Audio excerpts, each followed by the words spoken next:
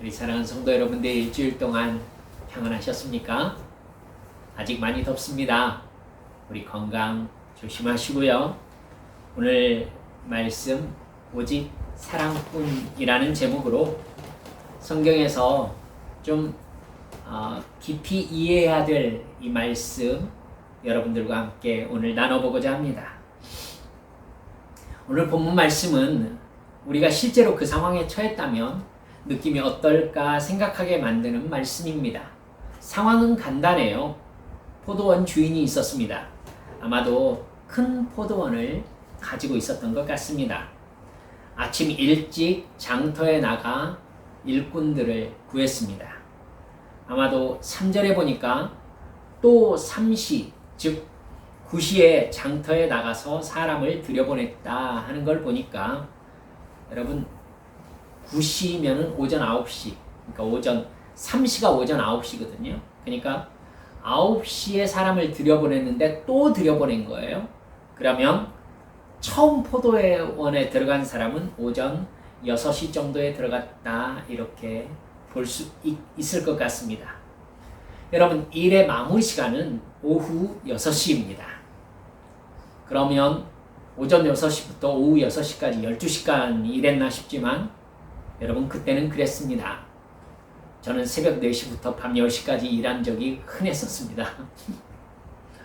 여러분, 2절을 보면 약속한 하루 품삯은 한 데나리온이었습니다. 지금 최저임금으로 말하면 12만 원 정도다, 이렇게 말씀드릴 수 있겠네요. 주인은 그렇게 오전 6시에 일꾼을 사서 들여보내고 그 다음에 오전 9시에 나가서도 일꾼을 들여보냈습니다. 그리고 희한하게 점심시간인 12시, 그리고 오후 3시에도 일한 만큼 너희에게 주겠다, 이러면서 일꾼을 포도원으로 계속 들여보냅니다. 제일 이해할 수 없는 것은 가장 나중에 주인이 11시, 즉 오후 5시에도 장터에 나가서 그냥 서 있는 사람을 만났다는 사실입니다. 주인이 그 사람들에게 묻습니다. 6절을 보면요, 너희는 어찌하여 종일토록 놀고 여기 서 있느냐, 이렇게 물어봅니다. 주인의 오지랖일까요? 놀고 있든 말든 주인이 무슨 상관이에요? 근데 7절을 보면 상황이 딱했습니다. 우리를 품꾼으로 써주는 사람이 없습니다. 놀고 싶어서 놀고 있는 사람들이 아니었던 겁니다.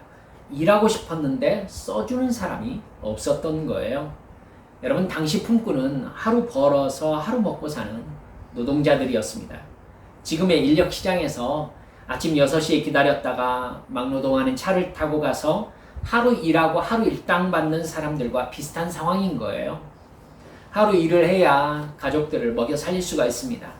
당시 로마 식민지 치하에서 일할 사람은 많은데 일할 곳은 적은 그런 사회 분위기를 지금 이야기해주고 있는 겁니다.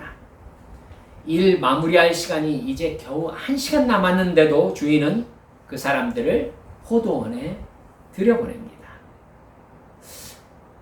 이러면 주인이 일꾼을 구해서 포도원에 들여보내는 의도에 대해서 한번 생각할 여지가 생깁니다. 1시간 일해서 주인이 얻는 이득이 뭐죠? 그리고 1시간이 지난 후에 청지기에게 하루 품삯을 나누어 주라고 그렇게 이야기합니다. 여기서 문제가 시작돼요. 5시에 들어와서 1시간 일한 사람이 한 데나리온을 받는 거예요. 그러니까 10,000원 받아야 될 사람한테 12만 원을 준 겁니다.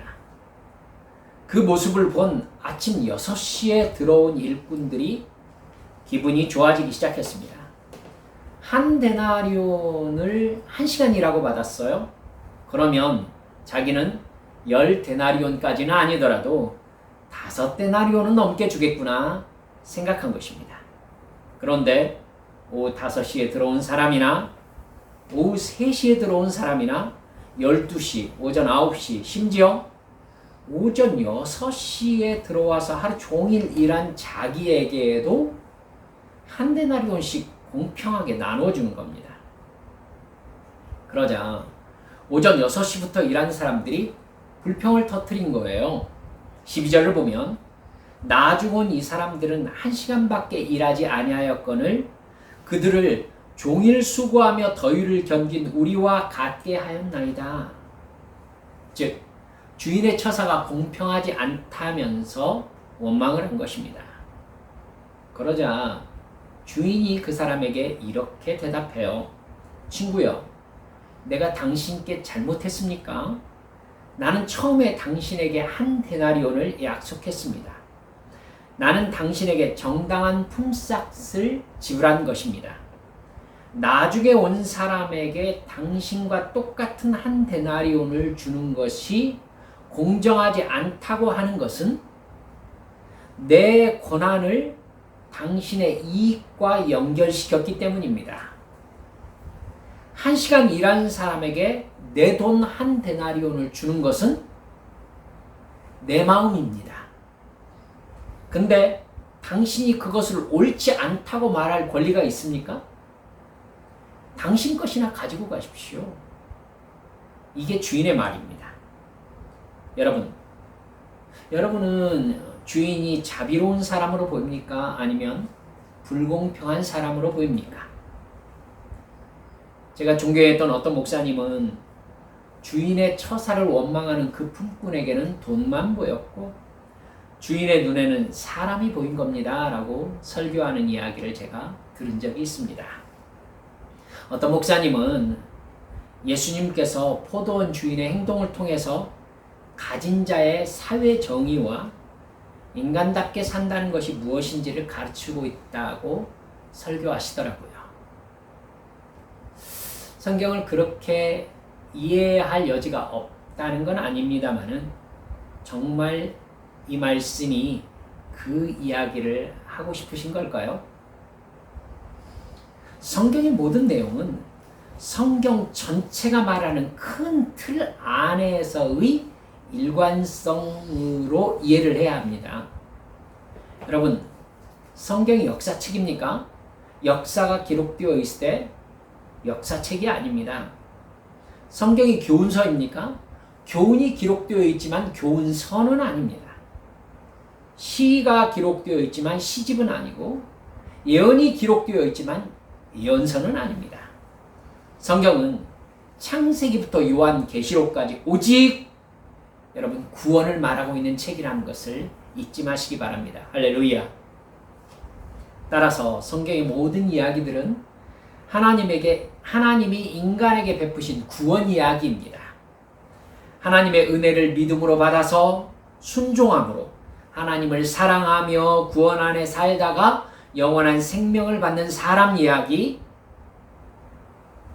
반대편으로 하나님의 은혜를 은혜로 받기를 거부하고 자기의 욕망이 이끄는 대로 여전히 죄 가운데 살다가 영원한 멸망으로 들어가는 사람의 이야기, 이 두 가지 종류의 사람 이야기를 하고 있어요.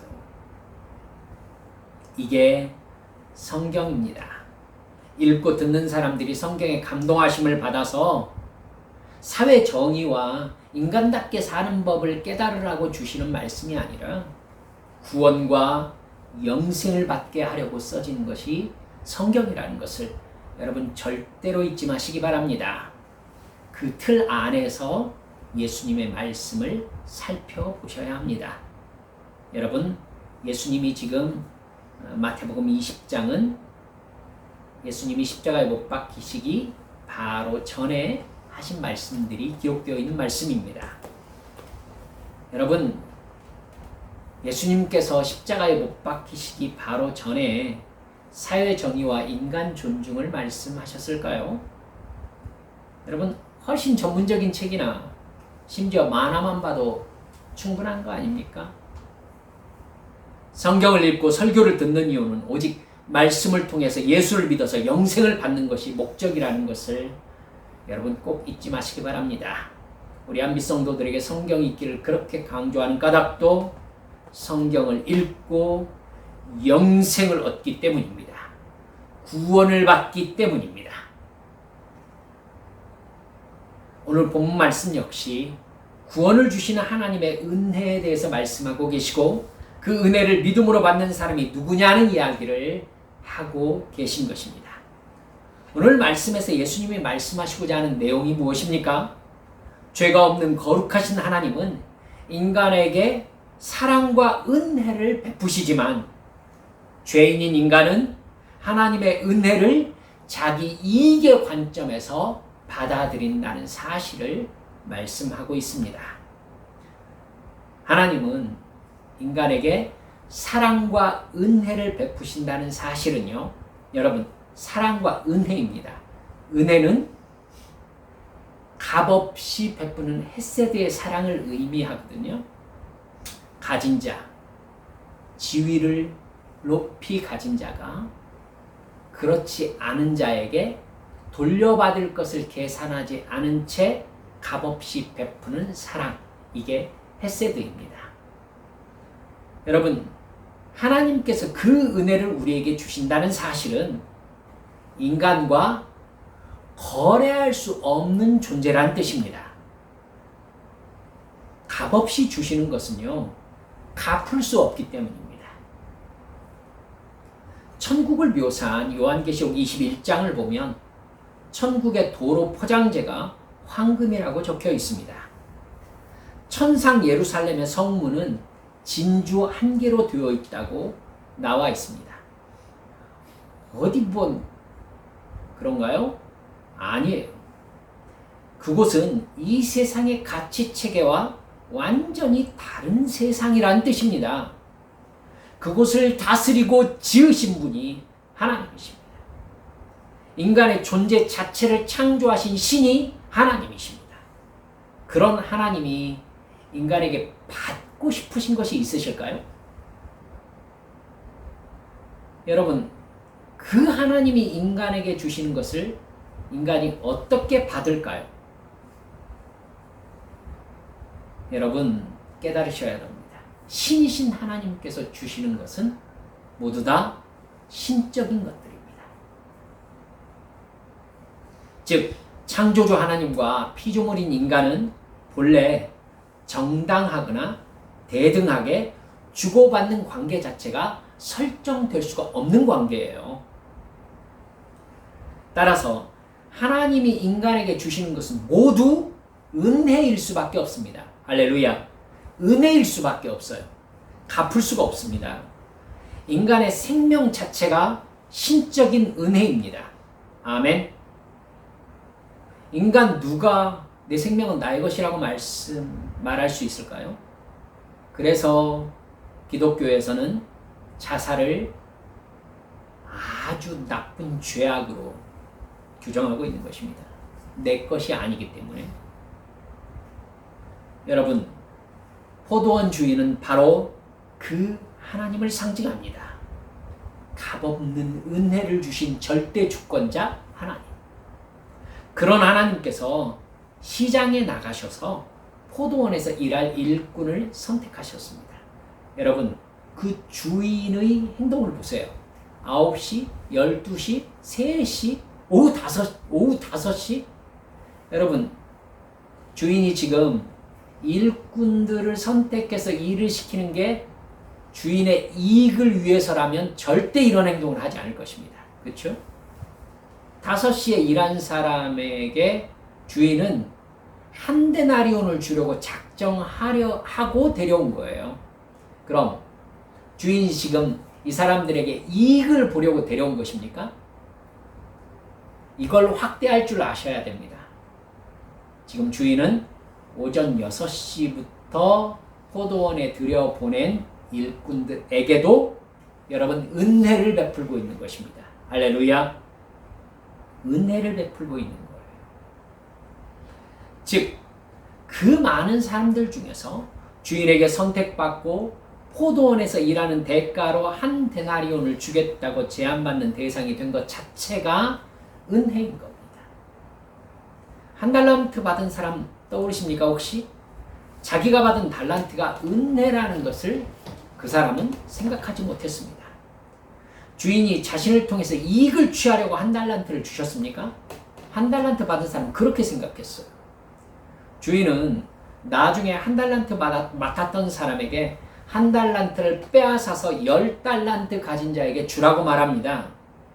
이상하죠? 10달란트는 이제 주인 것 아닙니까? 그쵸?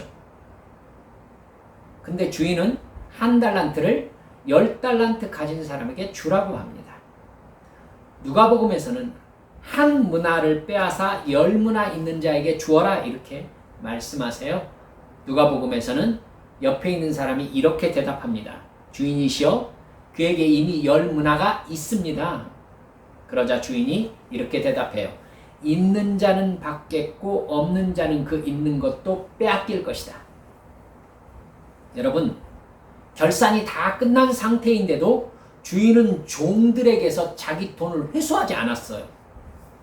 10달란트 받은 자, 10달란트, 그러니까 5달란트를 가지고 5달란트 남긴 자의 10달란트는 이제 다 주인 것이잖아요. 근데 주인의 소유권은 주인에게로 오지 않았어요. 여러분, 10달란트 가진 자에게 주라는 것입니다. 회수하지 않았습니다. 분명합니다. 달란트든 문화든 주인은 자기가 남긴 돈과 원금을 차지하려고 이 일을 시킨 게 아니에요. 오히려 더 큰 일을 맡기실 시험대로 달란트를 사용한 것이었습니다. 즉, 그 말씀들 모두 하나님이 주시는 은혜를 상징하고 있는 것입니다. 여러분, 오전 6시부터 일한 사람이 한 달란트 받은 사람처럼 생각하고 있다는 것 여러분 아실 것입니다. 자기가 여기에 한 데나리온 약속받고 일하러 들어온 것 자체가 은혜라는 감사가 그 사람에게 없습니다. 자기가 아니었으면 자기는 지금 바깥에서 그냥 하루 공치면서 그 자리에 앉아 있었을 것입니다. 이 사람, 다른 사람이 받는 걸 보면서 자기가 받을 것만 계산하고 있어요. 주인이 자기가 생각할 때는 자격이 없다고 생각하는 사람에게 과분한 대가를 지불하는 걸 눈으로 보잖아요. 1시간 일하고 한 데나리온 받으니까. 그럼 나에게 얼마나 더 많이 줄 것인가? 바로 계산합니다. 당연한 노동을 제공했고 약속받은 한 데나리온을 받는 게 당연한데 주인이 은혜를 베푸는 자비로운 모습을 보자 재빨리 그 자비를 자기 권리로 계산한 겁니다. 그러자 그 사람은 주인이 베푸는 은혜를 불공평, 즉 악으로 생각하게 된 것입니다. 여러분, 이 사람이 먼저 된 자지만 나중된 사람이라는 것이죠. 예수님은 은혜를 대가로 인식하는 사람이 하나님과 어떤 관계가 되는지를 말씀하고 싶으셨던 거예요. 천국은 율법을 지킨 자칭 의인이 들어가는 곳이 아닙니다. 율법을 통해서 은혜가 아니면 나는 천국에 들어갈 수가 없는 죄인이구나, 이렇게 진정으로 인식한 사람이 하나님께 나를 불쌍히 여겨달라고 회개하며 간구할 때에 하나님이 그 사람에게 갚을 수 없는 영원한 생명, 구원의 은혜를 베푸시는 것입니다. 그 구원의 은혜를 진정으로 받은 사람은 그 은혜를 갚으려고 하는 것이 아니라 오직 감사와 순종으로 자기가 받은 은혜에 응답합니다. 따라서 여러분, 천국에 가는 사람은요, 바울 사도처럼 온갖 고난을 받으며 온통 자기 인생을 복음 전파에 드렸던 사람이나 예수님 옆에 십자가에 매달려 있다가 죽는 순간에 예수님을 믿어 천국에 간 강도나, 여러분, 이 두 사람의 인생을 생각하면 너무나 다르잖아요. 그런데도 불구하고 그 사람들이 둘 다 천국에 갔다면 여러분, 그저 한없이 눈물나는 은혜를 받았다는 사실만 인식하게 된다는 걸 기억해야 합니다. 분명히 깨달아야 될 것은요, 내가 이 세상에서 한 일과 천국의 영광은 비교조차 할 수 없다는 사실입니다. 사도 바울이 천국에 가서 예수님 옆에서 잠깐 예수님께 신앙 고백하고 천국 온 사람하고 자기 위치를 비교하면서 저 사람이 천국 오면 나는 만국 가야 되는 거 아닙니까? 이랬을까요? 여러분 이렇게 한번 생각해 보세요. 내가 죽어가는 참새를 살려주었습니다. 그랬더니 이 참새가 매일 저에게 벽시 10개씩 갖다 줘요. 내가 너무 기뻐하면서 이 벽시를 받습니다. 그러면서 수고했다고 이뻐해 주었습니다. 근데 어느 날 참새가 제가 식사하는 모습을 봤다고 합시다. 제가 밥 한 그릇을 그 순간 아마 이 참새는 자기가 갖다 준 10알의 벽시가 자기에게는 모든 것이었는데 사실은 저에게는 그것이 아무것도 아니라는 것을 알게 되었을 거예요. 그런데도 제가 그렇게 기뻐하면서 벽시 10알을 받으면서 자기를 사랑해 준 것이 어떤 의미인지를 그제서야 깨닫게 되겠지요. 여러분, 하나님과 우리와의 차이는 그것보다 훨씬 더 큽니다. 그런 하나님의 구원의 은혜 앞에서 내가 할 수 있는 것은 그저 말로 다 할 수 없는 감사와 내 존재 자체를 바치는 순종입니다. 그래서 사도 바울은 나의 나 된 것은 여러분 하나님의 은혜로 된 것이라고 진짜 얘기했던 거예요. 내가 하나님을 위해서 하는 것, 이것이 하나님께 뭐냐는 겁니다. 나에게 주신 은혜에 나는 이렇게 반응할 수밖에 없다는 것이지. 하나님의 구원의 은혜가 나에게 요구하는 것은 오직 사랑밖에 없습니다. 주인은 사실 6시에 들어온 사람이 그 많은 사람 중에서 저를 택해서 이곳에 일하게 해주셔서 정말 감사합니다. 이 말하기를 바라셨을 것입니다. 물론 1시간 일하고 한 데나리온 받은 사람은 주인의 은혜에 진짜 감사했겠지요. 자기가 생각해도 자격이 없을 테니까. 한 데나리온은 완전히 주인의 은혜라고 받았을 것입니다. 여러분 이 상황을 통해서 예수님은요 16절의 결론을 내리십니다. 이와 같이 나중된 자로서 먼저 되고 먼저 된 자로서 나중되리라. 오히려 1시간 일한 사람은 주인의 은혜의 성격을 올바로 이해하게 되었다는 뜻입니다. 그러나 12시간 일한 사람은 주인에게서 자기가 마땅히 받아야 될 것을 받았다는 대가 개념을 가지게 되었고 주인의 은혜를 받았음에도 불구하고 주인을 옳지 않은 사람으로 인식하게 되는 오히려 더 안 좋은 상황에 놓이게 되었던 겁니다. 그러면 이제 여러분은 눈치를 채셨을지도 모르겠습니다. 아침 6시부터 포도원에 들어간 사람이 누구입니까? 당시 예수님 당시의 유대인들입니다. 바리새인들, 제사장들, 서기관들이죠. 그 사람들은 하나님께 선택받아서 구약시대 때부터 하나님의 은혜를 누린 사람들입니다. 하나님과 사랑의 관계를 맺은 사람들입니다. 거룩한 율법과 말씀을 맡은 자들입니다. 하나님의 말씀에 순종할 수 있는 존재 자체가 은혜였던 사람들입니다. 근데 그들은 오히려 하나님의 은혜를 자기들의 권리로 취득하려 했습니다. 그러자 하나님을 자기를 유익하게 만들어야 되는 신으로 인식했어요. 내가 율법을 지키면서 살았으니 하나님은 내가 기대한 것을 주셔야 마땅하다. 이 사람들이 나중되는 사람들이라는 것입니다. 그러나 나중에 복음을 받은 이방인들은 자기들이 이 은혜로 복음을 들었다는 사실을 인식할 것입니다. 그저 감사할 따름이라는 것이죠. 하나님은 그들이 나중된 자로서 먼저 될 것이다. 이렇게 말씀하고 있는 것입니다. 지금 우리들에게 얘기해주고 있지 않습니까? 유대인들이 예수님을 믿고 있습니까?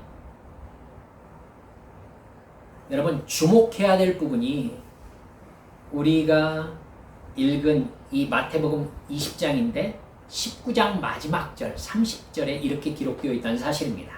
그러나 먼저 된 자로서 나중되고 나중된 자로서 먼저 될 자가 많으니라. 여러분, 그러면 예수님이 먼저 된 자로서 나중되고 나중된 자로서 먼저 될 이야기를 지금 2번 하고 계시다는 얘기죠. 여러분, 그러면 이 말씀을 먼저 한 앞장에서는 뭐가 기록되어 있는지 여러분 알고 계십니까? 19장에는요 부자 청년 얘기가 나옵니다. 즉 예수님은 부자 청년과 20장의 오전 6시부터 일한 사람이 맥락이 같은 사람이라고 말씀하고 있는 거예요. 부자 청년은 내가 무슨 선한 일을 하여야 영생을 얻겠습니까? 라고 묻던 사람입니다. 예수님은 그 사람에게 10계명을 쭉 말씀하시면서 지키라고 말씀했습니다. 그러자 이 사람이 뭐라고 합니까? 다 지켜왔습니다. 더 무엇이 부족합니까? 이렇게 물었어요. 누구입니까? 유대인들입니다. 그러자 예수님이 이렇게 말씀하셨죠. 네 모든 소유를 팔아서 가난한 사람에게 주고 와서 나를 따르라. 그 말에 청년은 근심하며 돌아갔다라고 성경에 기록되어 있습니다. 여러분, 부자 청년은 영생에 대한 접근이 잘못되어 있습니다. 영생은요, 창세기부터 계시록까지 대가로 주어진 적이 한 번도 없습니다. 중요하기 때문에 한 번 더 말씀드립니다. 영생은 창세기에서부터 계시록까지 대가로 주어진 적이 한 번도 없습니다. 할렐루야. 구원은 인간이 하나님에게 원하는 것을 주고 대가로 받는 게 아닙니다. 선한 일을 해서 받는 것도 아닙니다. 오직 하나님의 은혜로 받습니다. 그 은혜를 정말로 받은 사람은 절대로 이전의 사람으로 살 수 없습니다. 돌아갈 수 없어요. 천국과 지옥을 인식한 사람, 나의 죄를 대속하시려고 예수님이 죽으신 십자가의 죽음을 사실로 인식한 사람이 여러분 옛날의 죄를 지으며 살던 사람으로 돌아갈 수 있습니까? 절대 없습니다. 물에 빠져 죽을 뻔한 사람은요, 목욕탕에도 안 간다는 얘기를 제가 들은 적이 있습니다. 예수님의 십자가를 안 사람이 모든 순간 감사와 찬양으로 사는 것은 대가가 아니에요. 당연한 거예요. 그렇죠? 여러분, 그 사람이 계명을 지키는 것, 여러분 당연한 것입니다. 하나님께서 구약시대에 율법을 주신 것, 여러분 그것이 영생을 얻는 대가입니까? 구원을 받는 대가입니까? 아닙니다, 여러분. 대가가 아니라 하나님의 백성으로 선택받은 그 은혜에 대한 마땅한 믿음의 반응이었던 겁니다. 예수님은 그런 개념으로 부자 청년에게 율법을 지키라 이렇게 말씀하신 것입니다. 즉 너는 하나님의 구원받은 자녀로서, 즉 하나님의 백성으로서 율법을 지켜오지 않았느냐 이렇게 묻고 계신 거예요. 계명을 지키는 것은 유대인으로서 받은 하나님의 은혜에 대한 당연한 믿음과 사랑의 반응이라는 것입니다. 그것으로 뭔가를 요구할 수 있는 권리로 생각한다? 제가 이렇게 계명을 지켰으니 천국은 저에게 당연한 것 아닙니까? 여러분, 천국 가는 대가로 지금 이 청년은 자기가 계명을 지켜온 삶을 제시하고 있는 것이죠. 뭐가 빠졌습니까? 하나님의 은혜에 대한 감사와 사랑이 빠졌습니다. 본질이 빠진 것입니다. 부자 청년은 내가 이 정도입니다. 됐습니까? 이 정도면 영생받기 합당합니까? 물은 것입니다. 그러면 여러분, 계명을 지킨 것은 하나님의 사랑에 대한 반응이 아니죠? 대가요, 자기를 드러내는 도구였던 것입니다. 예수님이 고개를 갸우뚱하십니다. 너는 율법을 그런 식으로 인식하고 있구나. 그러면 네 식대로 한번 내가 얘기해 줄게. 네 모든 재산을 다 팔아서 가난한 사람에게 나누어주고 와서 나를 따르라. 내가 이야기한 것은 얘야, 너 정말 하나님의 은혜로 받은 사람이라면 너에게서 이것이 너무나 당연했어야 한다라는 얘기를 나는 너에게 하고 있는 거다. 네 개념으로 내가 바꿔 말한다면 너는 이전 사람과 달라지기 위해서는 네 모든 것을 다 가난한 사람에게 나누어주고 와서 나를 따르는 변화가 거듭남이다. 이렇게 말씀하고 계신 것입니다. 깨달은 부자 청년은 근심하면서 돌아갔습니다. 여러분, 거듭남을 거절한 것이죠. 이 사람은 하나님과 천국과 구원의 은혜라는 것을 모르는 사람입니다. 여러분, 예수님께서 이 사람 이야기를 하시면서 먼저 된 자로서 나중되고 나중된 자가 먼저 될 것이라고 말씀하고 계신 것입니다. 오전 6시부터 일한 사람이 바로 그 부자 청년과 같다는 것입니다. 또한 중요한 부분이 중간에 끼어 있는데요. 19장 27절에 보면은 베드로가 이렇게 묻습니다. 우리가 모든 것을 버리고 예수님을 따랐습니다. 우리는 무엇을 받을 수 있습니까? 부자 청년의 이야기 밑에 베드로의 그 이야기가 있고 마지막 절에 먼저 된 자로서 나중되고 나중된 자로서 먼저 되리라.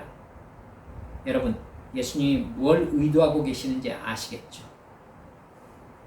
부자 청년, 오전 6시부터 일한 사람, 심지어 베드로까지도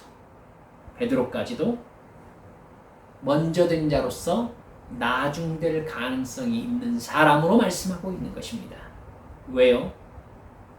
하나님과의 사랑의 관계가 아니라 영생에 대한 자기의 공로를 주장하고 있기 때문입니다. 이 정도라면 이 정도 복은 내가 받아야 되지 않습니까? 기억합시다. 우리에게 구원의 은혜를 베푸신 하나님이 우리에게 바라시는 것은 오직 사랑뿐입니다. 하나님의 사랑을 받은 사람은, 하나님의 은혜를 진정으로 받은 사람은, 구원받고 거듭난 사람은 존재적으로 바뀝니다. 즉 새 사람이 됩니다. 거듭납니다.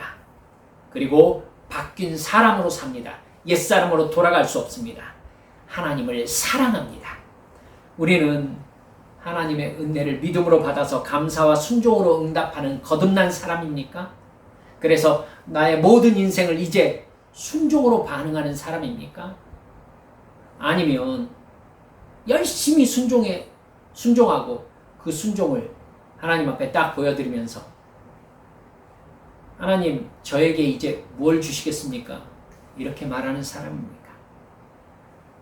여러분, 내가 무언가를 해서 하나님으로부터 남보다 더 많은 기득권을 얻으려고 하는 마음, 여러분, 에베소 교회가 그 마음을 가졌을 때에 너희가 첫사랑을 버렸느니라 책망받았습니다. 그러면서 더 열심히 일해라고 말씀하지 않으시고 네가 첫사랑을 회복하지 않으면 너에게서 촛대를 옮기리라. 촛대가 무엇입니까? 구원입니다, 여러분. 너에게서 촛대를 내가 옮겨가리라.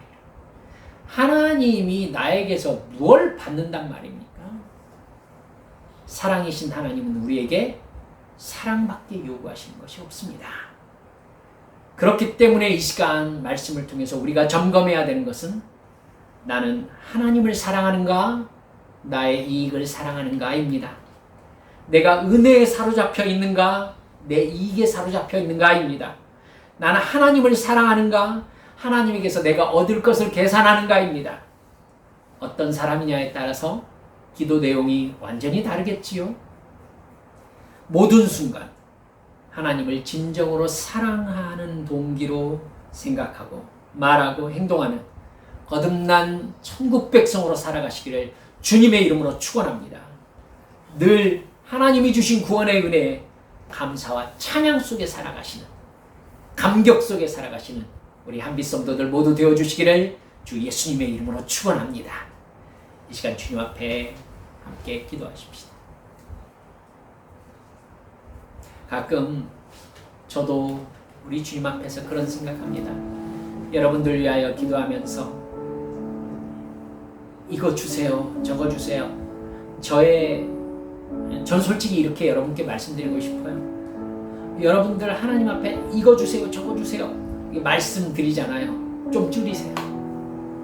저 일주일 내내 여러분들 성령께서 감동 주시는 대로 여러분에게 이거 주세요, 저거 주세요. 계속 강구하고 있습니다. 여러분은 하나님께 이렇게 여쭈세요. 저 뭐 할까요? 그리고 제가 여러분들 위하여 기도하고 있다는 거 믿으세요. 그래서 저는 여러분들이 하나님께 정말 복받는 사람으로 살아가기를 원합니다. 사랑하는 여러분들이요, 정말 하나님을 사랑하는 사람은 기도 내용이 다릅니다.